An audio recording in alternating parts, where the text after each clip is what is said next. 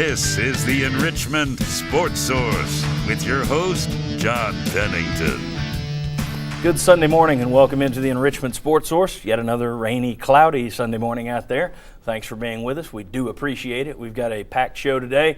Going to talk a whole lot of Tennessee basketball, not only about the loss yesterday, but what it means for Tennessee's NCAA tournament hopes. If you remember last year, that RPI, you had to make it up once you got into SEC play, and SEC teams didn't have great RPIs, so you were behind the eight ball. Is this team already digging itself that kind of hole? We'll discuss that. Plus, we'll talk about the SEC Bowl games. We might even do a little comparison between what's going on at Texas right now and what happened at Tennessee and what one UT could teach another UT. We'll discuss. We start, as always, first segment brought to you by our good friends at Enrichment Federal Credit Union. Hey, folks, if you ever overdo it at Christmas with spending, what you need to do is bail yourself out of trouble by taking advantage of Enrichment's Holiday Recovery Loan. Now, through the end of February, you can switch over your high-interest credit cards to Enrichment and enjoy rates as low as 3.99% fixed APR. Hey, this is the holiday season. Let the last gift be to yourself. That's always been my theme, and I'm quite happy with it. Let the last gift be to yourself. Get yourself out of that financial trouble of spending too much of the holidays. Enrichment Federal Credit Union. All right, want to welcome in the gang. We have from the Sports Animal over there in Sports Talk, we have Jimmy Himes. Jimmy, thanks for being here. Good to be here. Bob Hodge, the freelance contributor to the Knoxville News Sentinel. Thank you. Mark Pankratz, who served on the basketball staffs of Bruce Pearl and Conzo Martin. Thanks for being here. And right there, Chuck Cavaleris, media mogul, man about town, our own Christmas ham. All right. Tennessee plays well for 30 minutes yesterday at Wichita State. Then they kind of crumbled late, Wichita State. Nothing to be ashamed of in that one. Number 12 in the country, undefeated, top 10 RPI. Went to the Final Four last year, though they had lost some players. Nothing to be ashamed of in that loss, but still, you're right in it until about 10, 12 minutes to go, and then it just falls apart. Conzo Martin, here's where I want to go with this. Conzo Martin preaches toughness. The slogan for the year is toughness. It shows all the guys with chains and lifting weights and all that stuff. These guys don't look very tough. I mean, you have Jerron Maimon, Jarnell Stokes. They're your inside guys. They didn't really own the paint yesterday. So I'm asking you, this is where we're going to start. If the message is toughness, do they have the right players for that message? Anyone? Jump ball. I'm going to say they have the right players. I mean, I think these guys can play tough. I think you've seen Stokes play tough. I think you've seen Maimon play tough. But for whatever reason, going with what you said, they're not. And I don't think it's necessarily you don't have the guys to be able to do it. The guys are not doing it. I thought Stokes yesterday played very, very soft. And he finally scored a point in the second half, and the guys on TV said, that's it, he's turned the corner, he's breaking out. No, it wasn't. So I do think this group, for whatever reason right now, plays soft.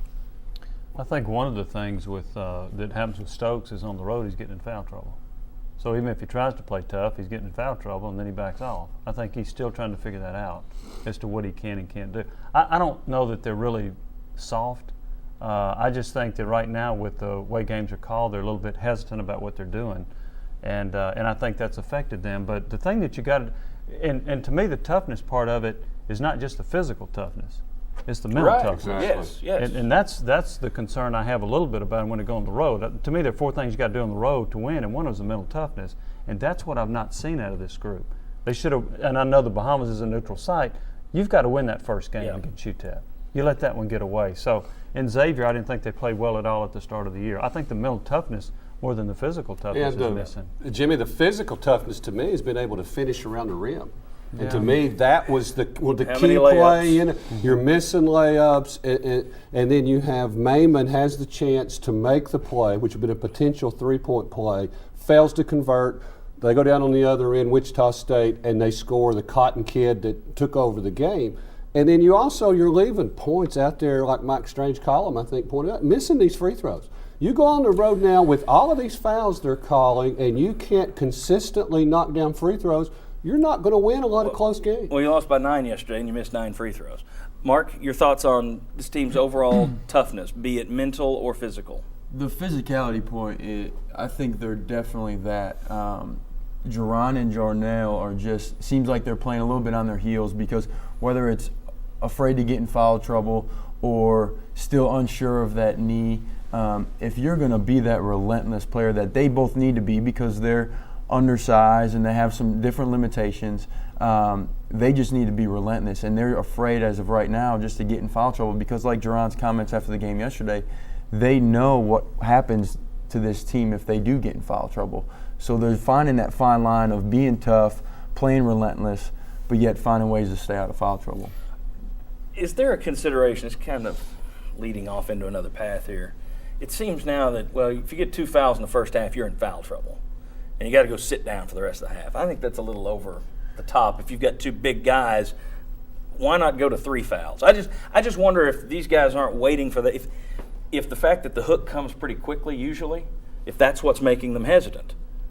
Any thoughts to that or no? Well, I think the hook does come quickly, but if you're looking at the fouls sometimes that they get called, I mean, it's not like it was 5-6 years ago. I used to complain that a guy would go down, he'd get in the paint, whoever was defending him would take his forearm, stick it in that guy's back, and be pushing him out. And I thought, okay, you're getting a little bit away from basketball. Well, it seems like now you've almost gone too much to the other side. I thought Stokes yesterday had it was on a rebound. He didn't get the rebound. He reached back, and they called him for a foul. I thought that was a little touchy. Well, and the other part, I mean, Stokes gets 2 fouls, gets in foul trouble, goes to the bench. We're up 1 at halftime. You know, I mean, we're still right there. So it kind of opened up the floor a little bit, allowed a little bit more flow to what we were doing. But if you get your 3rd foul in the first half, then all of a sudden if you start the second half, just their reputation of getting in foul trouble, you can't play them in the first half. So the trick is get them to play to where they don't get in foul trouble. So that's, in other words, we're kind of looking at, it seems that nothing's going to change here. I mean, isn't this the blueprint for the season? Well, the only way you play a guy with foul trouble like that is if you go away from man and you start playing some more zone and take that away. And one of my things. That's back to what Coach's style is. It's just not something that he does. And we've only seen it a couple of times, to me, the chemistry between Stokes and Maimon, when they've been able to do a high-low. Which was there 2 years ago before Maimon's injury. Yeah, so. I mean, I almost think that they're like counterproductive on the court much at the same time because they do take up some space. And I think you need to look at maybe some other options there. Your thoughts, Coach? Well, it is different now because Jordan has evolved. Whereas in the first year, who was that wing guy? You know, Cameron Tatum wasn't a guy that would just take it off the dribble. He was more of a 3-point perimeter threat. So now when you do have both guys in there at the same time, it does take up more space for Jordan to attack the rim. When I talked to Stokes recently, he said he and Maimon were still learning to play together. Not only that, I don't think Maimon's what he was. No. I think if I had to put a percentage, I'd say 80 to 85%. I think physically you've gone through the change, but also there's, in addition to whatever he lost physically, there's a year's worth of rust. I mean, you can play all the pickup games in the world. When you're sitting for a year, you got to get back in game shape, and I don't know that you're ready for that yet. I remember Conzo Martin talking about, I don't remember which surgery it was, but he had multiple knee surgeries. He said it took till game 13 before he got back into the groove, whatever particular year that was. So, which I think spells. I just think we're looking, and we'll discuss this. This is the kind of the theme for the show today. A little later in the broadcast, we're going to go looking at the remaining schedule for Tennessee. It's behind these guys. We'll look at the remaining schedule for Tennessee, and it looks to me like you're going to have another slow start. Then you're going to get to SEC play, and your back's against the wall. And even if you get hot, you're playing some crummy teams with crummy RPIs. And teams like Kentucky aren't doing you any favors. I know everybody pulls against Kentucky that wears orange. Don't need to be doing that this year. Need to be pulling for Kentucky. So we'll discuss all of that. When we come back, we'll talk about specifically Tennessee's offense. What should it be? Where should it go? Who should it go through? McCray had a big day yesterday. Should it continue to go through the paint? Mark's broken down some numbers. We'll share them with you. Come on back.